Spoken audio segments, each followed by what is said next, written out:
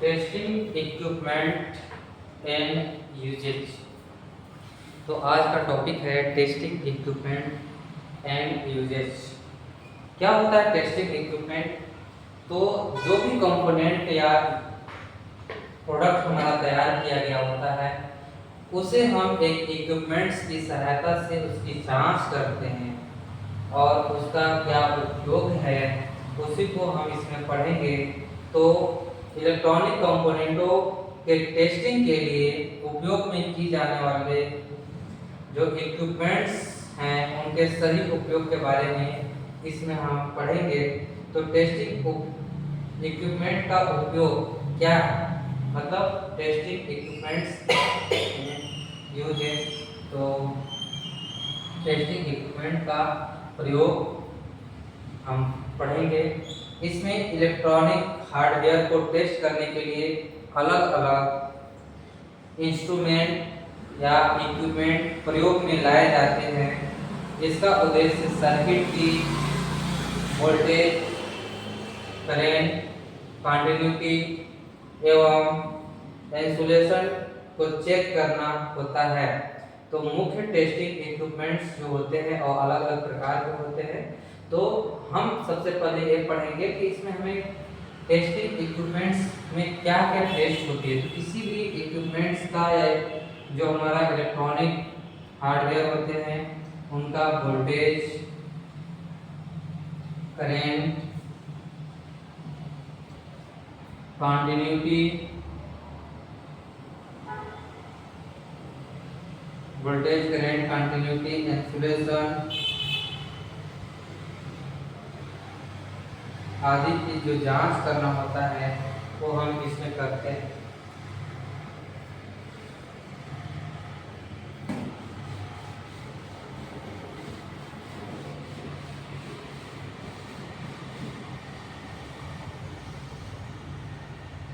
इन सभी को जांच करने के लिए, जैसे वोल्टेज हो गया, करंट हो गया या कंटिन्यूटी हो गया, इंसुलेशन हो गया या शॉर्ट सर्किट, ये सब की जांच करने के लिए हम अलग अलग प्रकार के इंस्ट्रूमेंट इक्विपमेंट्स का प्रयोग करते हैं।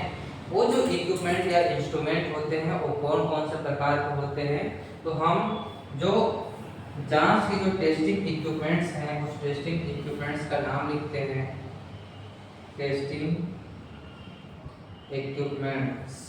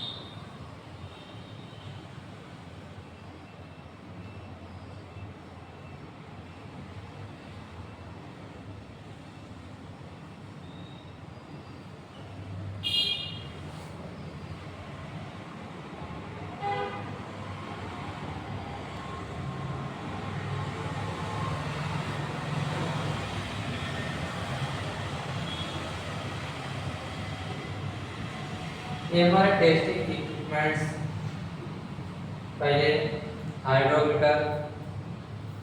हाइड्रोमीटर जिसको हिंदी में बोलते हैं आर्द्रता मापी, आर्द्रता मापी। मल्टीमीटर जिसको हम बहुमापी बोलते हैं, बहुमापी। लाइन टेस्टर जिसे हम वोल्टेज टेस्टर के नाम से भी जानते हैं, वोल्टेज टेस्टर, वोल्टेज टेस्टर। अगला है कनेक्टिंग वायर्स एवं सेफ्टी इक्विपमेंट्स। तो हम एक एक के बारे में जानते हैं कि कौन से इक्विपमेंट्स कौन से माप करता है और किसका क्या उपयोग है। तो सबसे पहले हम हाइड्रोमीटर का उपयोग जानते हैं कि हाइड्रोमीटर क्या होता है।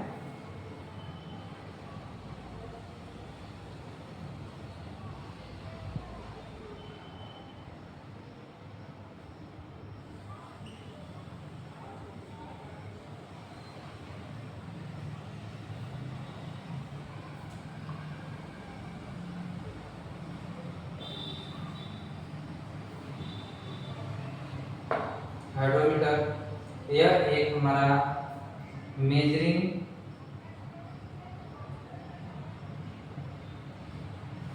इंस्ट्रूमेंट होता है।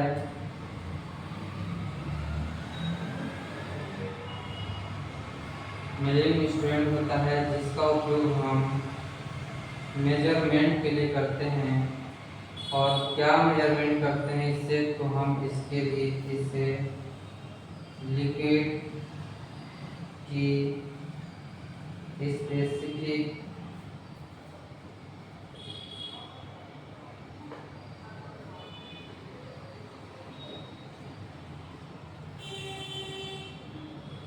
स्पेसिफिक ग्रेविटी या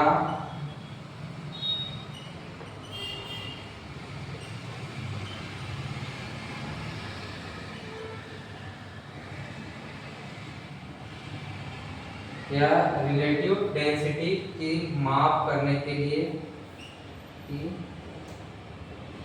माप। तो हाइड्रोमीटर यह एक मेजरिंग इंस्ट्रूमेंट है, मतलब मापक उपकरण है। मेजरिंग इंस्ट्रूमेंट मतलब मापक उपकरण है जिसका उपयोग हम मेजरमेंट के लिए करते हैं, मापने के लिए करते हैं। लेकिन वो किस चीज़ के मापन के लिए करते हैं, तो लिक्विड की स्पेसिफिक ग्रेविटी, मतलब लिक्विड मतलब जो द्रव होता है, द्रव की विशेष ग्रेविटी मतलब गुरुत्व, उसके विशिष्ट गुरुत्व को मापने के लिए, या उसे बोलते हैं रिलेटिव डेंसिटी मतलब अपेक्षित घनत्व को मापने के लिए हम इस हाइड्रोमीटर का प्रयोग करते हैं। अगला हम पढ़ेंगे मल्टीमीटर।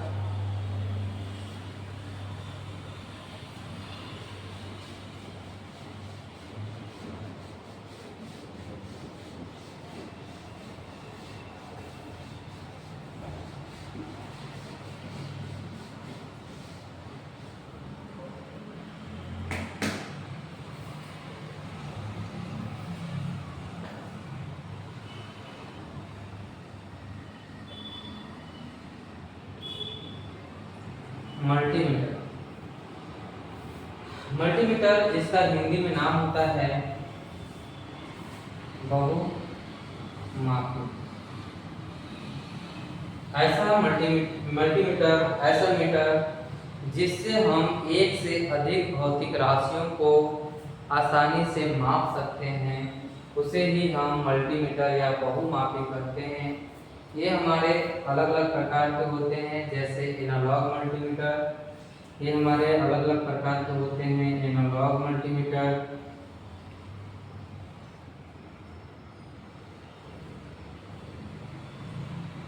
और डिजिटल मल्टीमीटर।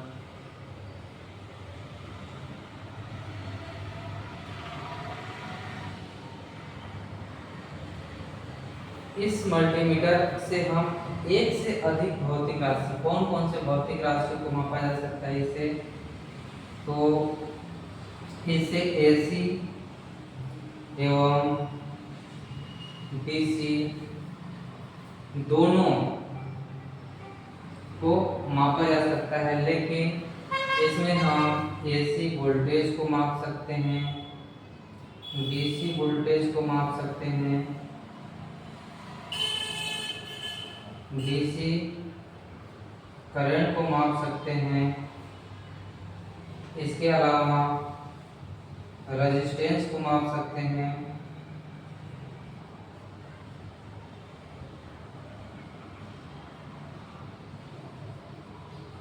रेजिस्टेंस को माप सकते हैं, कॉन्टिन्यूटी को माप सकते हैं, कॉन्टिन्यूटी को माप सकते हैं।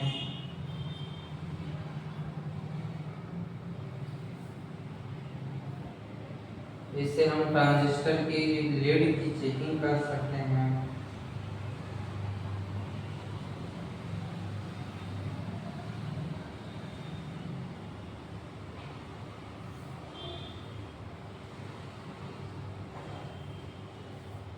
इससे हम शॉर्ट सर्किट की जांच कर सकते हैं।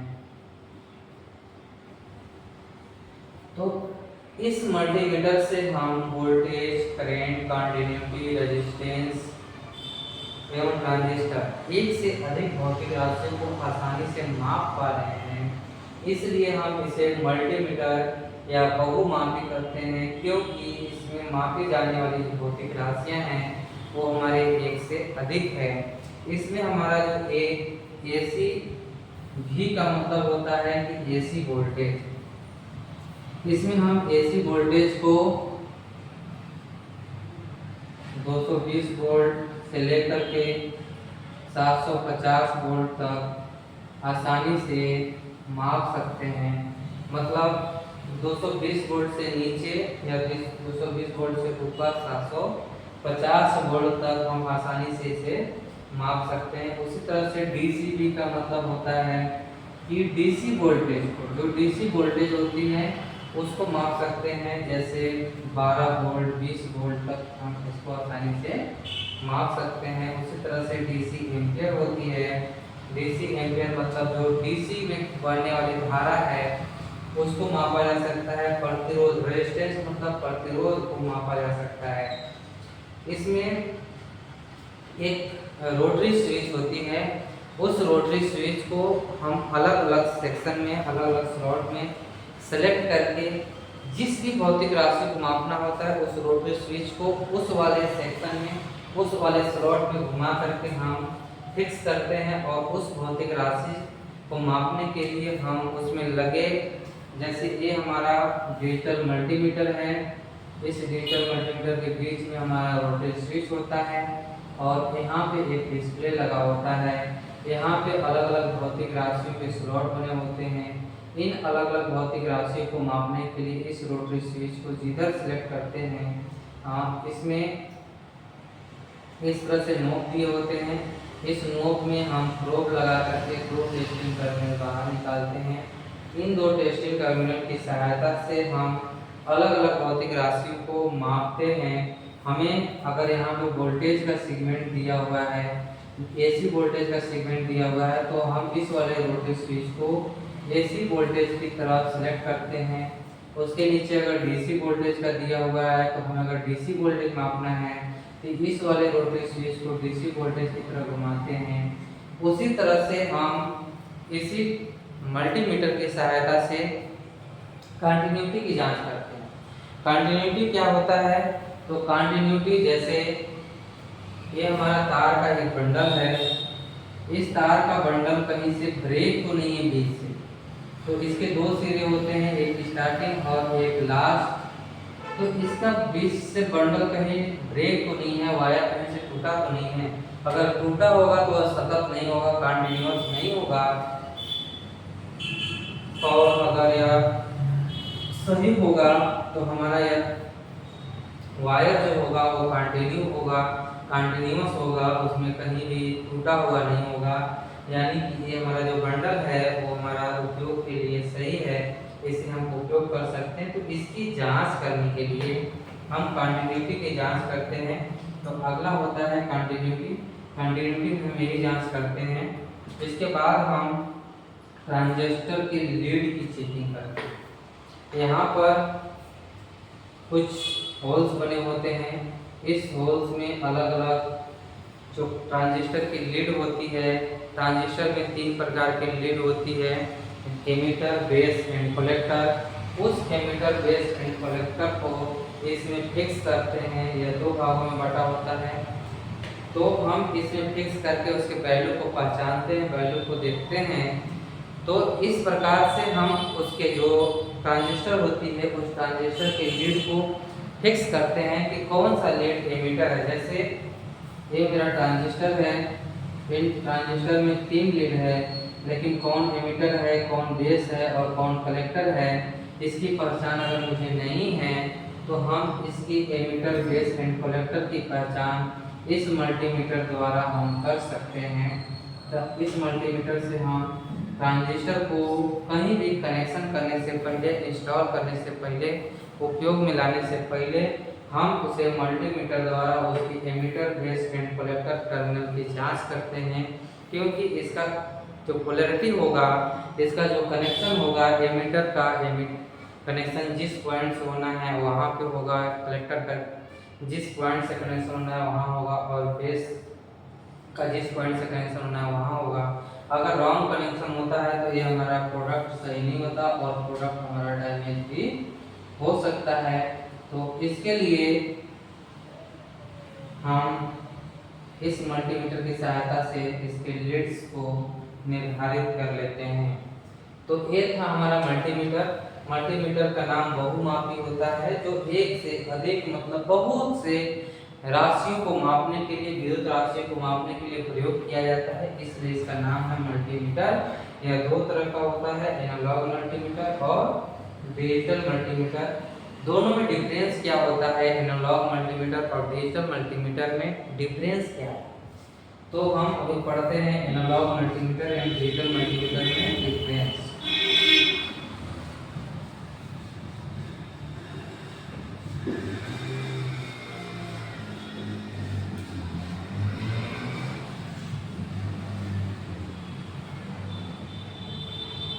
तो जो हमारा एनालॉग मल्टीमीटर होता है, इधर हम पढ़ेंगे एनालॉग, इधर हम पढ़ते हैं डिजिटल।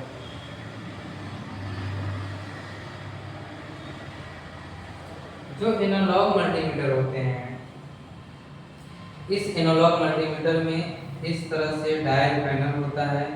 इसमें हमारा जो सुई होता है, जो संकेतक होता है, वो घूमता है, रोटेट करता है। इसमें जो मान होते हैं, इसमें जो वैल्यू होते हैं, वो पहले से निर्धारित होते हैं, पहले से फिक्स होते हैं, और हम जिस भी राशि को मापते हैं वो हमारा इंडिकेटर उस मान पर जाकर के स्थिर हो जाता है, जिससे हम उसका रीडिंग ले लेते हैं कि इतने मान का मतलब इस राशि का मान कितना है। तो एनालॉग मल्टीमीटर में जो भी माप लिखे होते हैं वो पहले से लिखित होते हैं, उसकी रीडिंग लिखी होती है, बस हम उसको जब सप्लाई देते हैं या उसकी जांच करते हैं तो हमारा जो संकेतक होता है उस डायल पैनल पर जाकर के स्थिर हो जाता है। तो ये था एनालॉग। लेकिन डिजिटल में क्या होता है कि इस प्रकार से एक डिस्प्ले होता है, और डिस्प्ले पर अंकों में, डिजिट में 0, 1, 2 इस तरह से डिजिट में हमारा वैल्यू शो करता है। हम जिस भी भौतिक राशि को मापते हैं, जिस भी विद्युत राशि को मापते हैं, उसका जो एक मान होता है, उसकी जो वैल्यू होती है, उसे डिजिट में शो करता है। और जब हम इस मान को मापते समय हटा देते हैं तो फिर हमारा ये जो इसका डिस्प्ले होता है वो डिस्प्ले ब्लैंक हो जाता है। मतलब एनालॉग और डिजिटल में डिफरेंस यही है कि इसमें जो मान होते हैं पहले से लिखे होते हैं, और हम जिस भी भौतिक राशि या विद्युत राशि को मापते हैं, हमारा संकेतक, हमारा जो इंडिकेटर होता है वो वहाँ पर जाकर के स्थिर हो जाता है, और जिस मान पे स्थिर होता है हम उस माप को माप लेते हैं। और डिजिटल में ऐसा नहीं होता है, इसमें जो भी वैल्यू होगा वो डिजिट में शो करेगा, डिजिट में मतलब अंकों में शो करेगा, उसमें मान को लिखता है। तो एनालॉग और डिजिटल में दोनों में बेसिक डिफरेंस यही है। अगला है कि इसमें एक्यूरेसी डिजिटल में ज़्यादा होता है, वो ज़्यादा एक्यूरेट मान को प्रदर्शित करता है। लेकिन इसमें जो हमारा इंडिकेटर होता है ये आपस में वाइब्रेट होने की वजह से इसकी जो मेजरिंग होती है, इसकी जो पाठ्यांक होती है, इसकी जो रीडिंग होती है वो हमारा ज़्यादा एक्यूरेसी नहीं होता है। मतलब एनालॉग की तुलना में डिजिटल ज़्यादा एक्यूरेट होता है या ज़्यादा एक्यूरेसी होती है, इसलिए हम इस डिजिटल मल्टीमीटर का प्रयोग ज़्यादा करते हैं एनालॉग मल्टीमीटर की अपेक्षा। अब हम आगे पढ़ेंगे लाइन टेस्टर या वोल्टेज टेस्टर या फेज टेस्टर, इसी को बोलते हैं।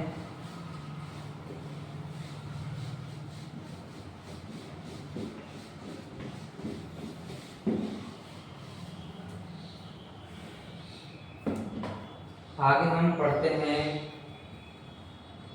लाइन टेस्टर, इसी को बोलते हैं वोल्टेज टेस्टर,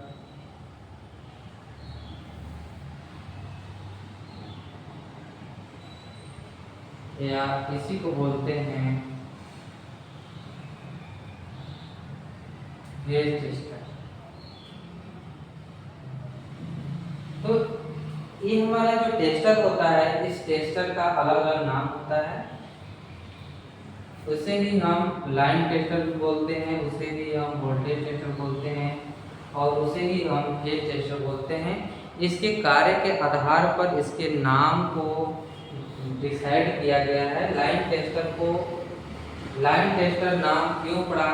तो ये हमारा एक वायर होता है या कोई भी बिंदु है, इस पॉइंट पे हमको जांच करना है कि इस पॉइंट पे हमारा इलेक्ट्रिसिटी, हमारा करंट मौजूद है कि नहीं है।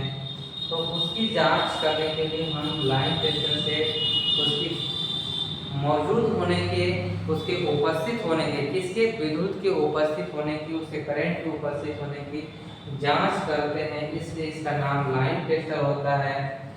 वोल्टेज टेस्टर, जब वोल्टेज हमारा वहाँ पे प्रेजेंट होता है तभी हमारा इंडिकेटर उसमें जो लगा होता है वो शो करता है, इसलिए हम उसको वोल्टेज टेस्टर बोलते हैं। और इससे हम फेज, न्यूट्रल और अर्थ का पता लगाते हैं। फेज में लगाने से इस लाइन टेस्टर में लगे इंडिकेटर ग्लो करता है, इसलिए इसे हम फेज टेस्टर के नाम से भी जानते हैं।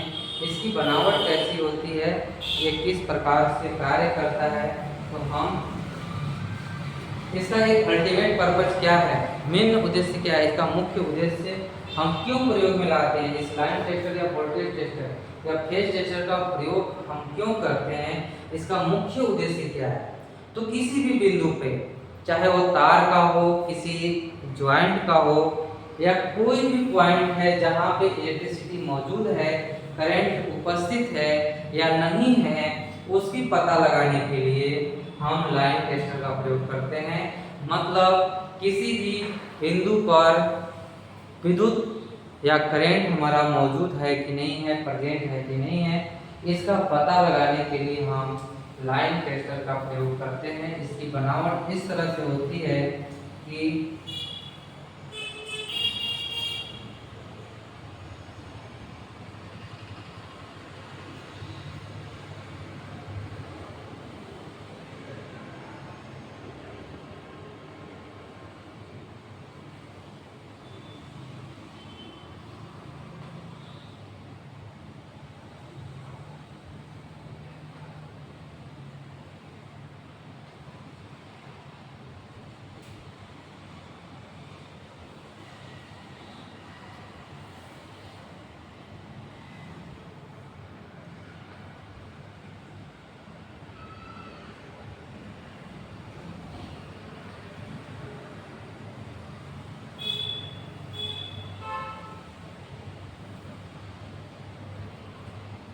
ये इसका मेटल भाग है जिसे हम शंख या ब्लेड बोलते हैं।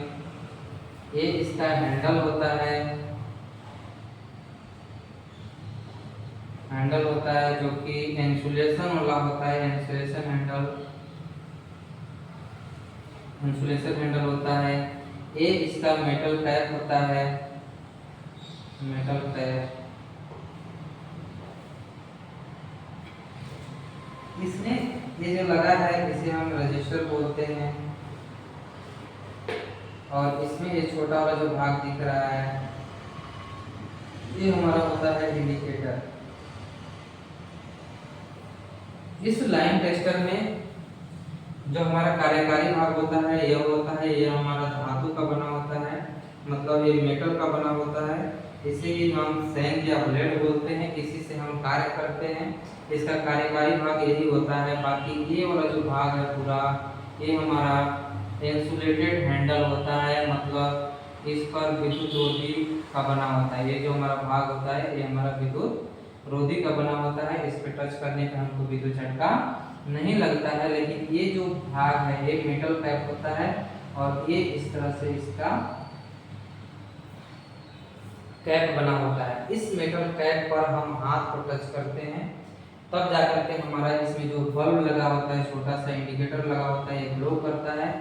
और हम किसी भी वोल्टेज सोर्स पे, मतलब ये 500 वोल्ट तक कार्य में आता है, तो 500 वोल्ट तक अगर हम इस टेस्टर को प्रयोग में लाते हैं, टेस्टर को टच करते हैं तो 500 वोल्ट पा करके ये हमारा इसमें लगा इंडिकेटर वो हमारा डैमेज ना हो जाए, खराब ना हो जाए, इससे बचने के लिए हम यहाँ पर एक निश्चित मान का रजिस्टर लगा देते हैं इसमें, ताकि इसमें जो फ्लो होने वाले करंट है वो इतना फ्लो हो, इतनी कम मात्रा में फ्लो हो कि सिर्फ और सिर्फ इंडिकेटर जले और इसके अलावा इससे अधिक करंट इससे फ्लो ना हो। सिर्फ और सिर्फ इंडिकेशन के लिए वो इंडिकेटर चले, जिससे ये पता चले कि इस जिस भी बिंदु पर, मान लीजिए हम इस वाले मेटल को इस बिंदु पर टच कर रहे हैं, तो इस बिंदु पर इलेक्ट्रिसिटी उपलब्ध है या नहीं है, प्रेजेंट है कि नहीं है, इसकी जांच करने के लिए इसको हम इस पर टच किए, तो इससे होकर के हमारा बहुत कम मात्रा में करंट फ्लो होना चाहिए, अन्यथा ये हमारा जो लगा इंडिकेटर है वो खराब हो जाएगा, डैमेज हो जाएगा और ये टेस्टर हमारा डैमेज हो जाएगा और टेस्टर हमारा नहीं बता पाएगा या हम नहीं प्रदर्शित कर पाएगा कि हम इसमें इस बिंदु पर करंट मौजूद है कि नहीं मौजूद है। इसके लिए इस करंट को कम करने के लिए, इसकी वैल्यू को कम करने के लिए हम इसके सीरीज में, ये कहाँ लगता है, इसके सीरीज में हम एक निश्चित मान का रजिस्टर लगा देते हैं, जिससे कि इसमें फ्लो होने वाले करंट का मान बहुत कम हो जाता है और इसका जो इधर का हैंडल वाला भाग होता है वो इंसुलेशन हैंडल होता है, विद्युतरोधी प्रकार का होता है, लेकिन इसका कनेक्शन यहाँ से जो इंटरनल कनेक्शन होता है वो मेटल कैप से होता है। मेटल कैप पर टच करते हैं तब जाकर के इंडिकेटर ग्लो करता है, जिससे हमारा एक प्रदर्शित होता है कि हमारा इस पॉइंट पे इलेक्ट्रिसिटी मौजूद है कि नहीं मौजूद है। तो ये था लाइन टेस्टर। इसे वर्किंग में कैसे लाते हैं, कैसे कार्य करता है, कैसे प्रदर्शित होता है। तो यहाँ पे खड़ा कोई व्यक्ति है, इस तरह से खड़ा कोई व्यक्ति है जो कि ग्राउंड पे खड़ा है, वो अपने हाथों से इस मेटल कैप को टच करता है और हमें इस वायर, ये जो हमारा वायर है, इस वायर में इस बिंदु पे हमको ये चेक करना है कि हमारा करंट है कि नहीं है। तो हम इसे हाथों से पकड़ करके इसके मेटल कैप पे टच करते हैं और इसका जो कार्यकारी भाग होता है इसको हम इस बिंदु पे टच करते हैं। तो हमारा जो करंट है वो इधर से होता हुआ, इधर से होता हुआ, इधर से होता हुआ, मानव शरीर से होता हुआ ग्राउंड में चला जाता है, क्योंकि करंट का अल्टीमेट पर्पज ग्राउंड में जाना या न्यूट्रलाइज होना होता है। जिससे अगर करंट इससे होकर के फ्लो करता है तो यहाँ पे जो लगा इंडिकेटर है वो इंडिकेटर ग्लो करता है, चमकता है, जिससे यह पता चलता है कि इस पॉइंट पे अगर इंडिकेटर ग्लो करा तो इस पॉइंट पे इलेक्ट्रिसिटी मौजूद है, अगर ये ग्लो नहीं करेगा तो इस पॉइंट पे इलेक्ट्रिसिटी मौजूद नहीं है। लेकिन क्या जो हमारा इलेक्ट्रिक करंट इधर से होता हुआ मानव शरीर से होता हुआ ग्राउंड में जा रहा है, तो क्या मानव शरीर को कोई प्रभावित या कोई प्रभाव उत्पन्न नहीं करता, उसको प्रभावित नहीं करता।